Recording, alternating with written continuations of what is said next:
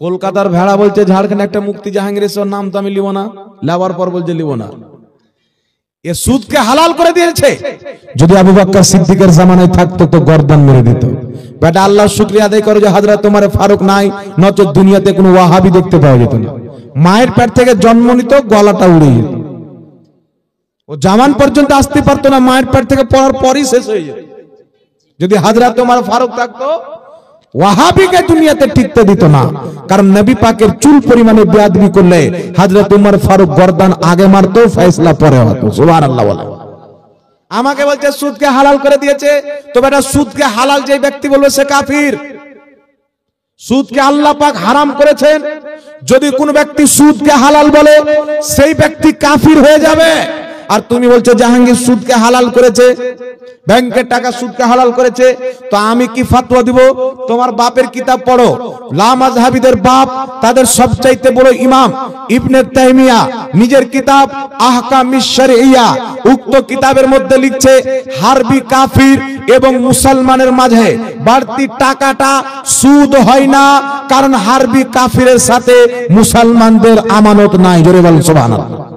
তো তোমার আব্বা তো এই ফতোয়া দিয়েছে, তো জাহাঙ্গীর দিলে আবু বকরের জামানায় থাকলে গর্দান মেরে দিত, আর তোমার বাপ আমার আগে দিয়েছে, ওর গর্দানটা কে মারবে?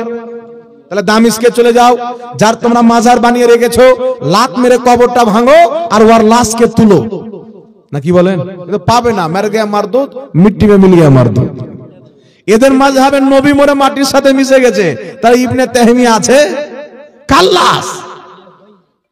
তোমার মৌলবি লিখছে হারবি কাফিরের সাথে বাড়তি টাকা মুসলমানের সাথে এটা সুদ হয় না। বিশ্ববিখ্যাত ইমাম সারাখসি রাহমাতুল্লাহ আলাইহি নিজের কিতাব আল মাবসুতের মধ্যে, এই কিতাবটি মিশর থেকে প্রকাশিত হয়েছে, উক্ত কিতাবের মধ্যে বিশ্ববিখ্যাত বিশ্ববিখ্যাত তাবেঈ, বিশ্বস্ত ইমাম হযরতে মাকহুল রাদিয়াল্লাহু তাআলা আনহু থেকে বর্ণিত, তিনি বলতেছেন আল্লাহর নবী সাল্লাল্লাহু আলাইহি ওয়াসাল্লাম বলেছেন হারবি কাফিরের সাথে বাড়তি টাকা মুসলমানদের জন্য সুদে গণ্য হবে না। আর জোরে হবে না সুবহানাল্লাহ। শুধু তাই নয়, উঠান হাদিসের কিতাব শারামানিল আসার, উক্ত কিতাবের মধ্যে হাসান সনদে হাদিস বর্ণিত বিশ্ববিখ্যাত তাবেঈ হযরতে ইব্রাহিম নাখঈ রাদিয়াল্লাহু তাআলা আনহু বলছেন, কি বলছেন? হারবি কাফিরকে 1 দিরহামের বদলে তার কাছ থেকে 2 দিরহাম নিলে এটা সুদে গণ্য হবে না। জোরে বলেন সুবহানাল্লাহ। সুবহানাল্লাহ সুবহানাল্লাহ। পড়াশোনা করে বক্তব্য দিতে হয়। তুমি বলবে সুদ আর সুদ হয়ে যাবে, শরীয়ত তোমার বাপে? বর্ধমানের গোপাল ভাড় বলবে এটা সুদ আর সুদ হয়ে যাবে, সাউকাত জোলার বাপের শরীয়ত নয়, আর কলকাতার ভেড়ার বাপের শরীয়ত নয়। জাহাঙ্গীর মৌলভী ফতোয়া দিয়েছে, নবীর হাদিস থেকে দিয়েছে, তোমার বাবার কিতাব থেকে দিয়েছে, বিশ্ববিখ্যাত তাবেঈর ফতোয়া দেখিয়েছে। যদি তোমার হিম্মত থাকে একটা দলিল নিয়ে এসো যে হারবি কাফিরের ব্যাংকের টাকা সুদ হবে, একটা দলিল দাও। আমি তো 3টা দলিল দিলাম, কিয়ামত চলে আসবে, কোন লামাযহাবী কোন দেওবন্দি একটা দলিল দিতে পারবে না। কথা বুঝতে পারছেন বাবা? তো যে দলিল দিয়ে ফতোয়া দিবে তার ফতোয়া গ্রহণযোগ্য হবে না যে হাওয়াতে গুলি চালাবে তার ফতোয়া গ্রহণযোগ্য হবে? কথা বলে, যার কাছে দলিল আছে তার কথা না গ্রহণযোগ্য হবে ভাই। নবী বলছেন হারবি কাফিরের সাথে বাড়তি টাকা সুদ হবে না, হযরতে তাবি ইব্রাহিম নাখঈ বলছেন সুদ হবে না, তোমার বাপ ইবনে তাইমিয়া বলছে সুদ হবে না, আর তুমি বলছো সুদ হবে। তো তোমার মতন দাজ্জাল কানার শরীয়ত মানবো না মুহাম্মদ রাসূলুল্লাহর শরীয়ত মানবো? স্বাভাবিক কথা। নবী মুস্তাফা যেই দিকে, সুন্নি মুসলমান সেই দিকে, ইহুদি খ্রিস্টান যেই দিকে, ওয়াহাবি মোল্লা ওই দিকে, আর তাদের মুকাল্লিদ ওই দিকে। পড়ালেখা ঘোড়ার ঘাস জানার ফতোয়া দিকে সুদকে হালাল করে দিয়েছে। তো হারামখোর ব্যাংকের টাকা যদি সুদ হয়, তো সব ওয়াহাবি তো জানে যে ভারতের ব্যাংকে যদি টাকা রাখি সুদ বাড়বে। জানে কি জানে না? এ সবাই জানেন কি জানেন না যে ব্যাংকে টাকা রাখলে টাকা বাড়ে? আর তুমি জানছো ব্যাংকে আমি 10,000 টাকা রাখবো, সেখানে সুদ বাড়বে, তো তোর জন্য ব্যাংকে টাকা রাখা জায়েজ আছে?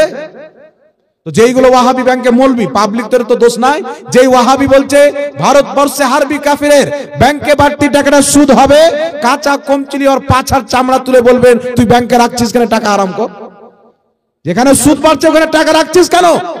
এমন ব্যাংকে টাকা রাখতে হবে যেই ব্যাংকে 10,000 টাকা জমা রাখবেন বা 10 লাখ রাখবেন, যেইগুলো নোট দিবেন, যেই টাকাটুকু দিবেন ওই টাকা 1 বছর 2 বছর পর যখন আপনি আনতে যাবেন সেম টাকা আপনাকে দিবে।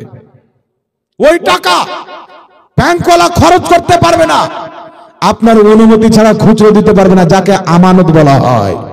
কথা আমার বুঝছেন? আমি আমার গাড়ি আপনাকে আমানত দিয়ে গেলাম, ভাই রাখেন, পরশুদিন এসে নিয়ে যাব। যদি প্রধানমন্ত্রী চলে আসে যে গাড়িটা একবার চালাতে দাও, আপনার জন্য চালাতে দেওয়া জায়েজ নাই, আপনাকে আমানত দিয়ে গেছে, আপনি তার মালিক নয়, আপনার কাছে আমানত। আর আমানতে যে খেয়ানত করবে মুমিন হবে না।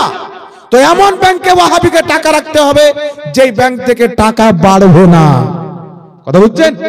আর যদি ভারতবর্ষে হারবি কাফিরের ব্যাংকের বাড়তি টাকাকে সুদ বলে, তাহলে কোন ওয়াহাবির ব্যাংকে টাকা রাখা জায়েজ হবে না, হারাম হবে। আর যেই মোল্লা ফতোয়া দিচ্ছে ও বেটা তো আগে 20,000 ব্যাংক অ্যাকাউন্টে নিয়ে নেয়, জালসাই পরে আসে, ব্যাংক অ্যাকাউন্টের টাকাটা আগে নেয়। কত বড় চিটার! বক্তাও মূর্খ আর ব্যাটার শ্রোতাও মূর্খ, শরীয়তের জ্ঞান নাই। আল্লাহ জাহিলদেরকে হেদায়েত দান করুক, সকলে বলুন আল্লাহুম্মা আমিন। এই জন্য ভারতবর্ষে যেই ব্যাংক হারবি কাফিরের, তার সাথে মুসলমানদের ভাগ নাই, অংশ নাই, একেবারে হারবি কাফিরের ব্যাংক, তাহলে সেই ব্যাংকের বাড়তি টাকাটা মুসলমানদের জন্য সুদ নয়। এটা জাহাঙ্গীরের বাপের ফতোয়া নাই, এটা নবীর ফতোয়া, এটাই হচ্ছে তাবির ফতোয়া। সুবহানাল্লাহ।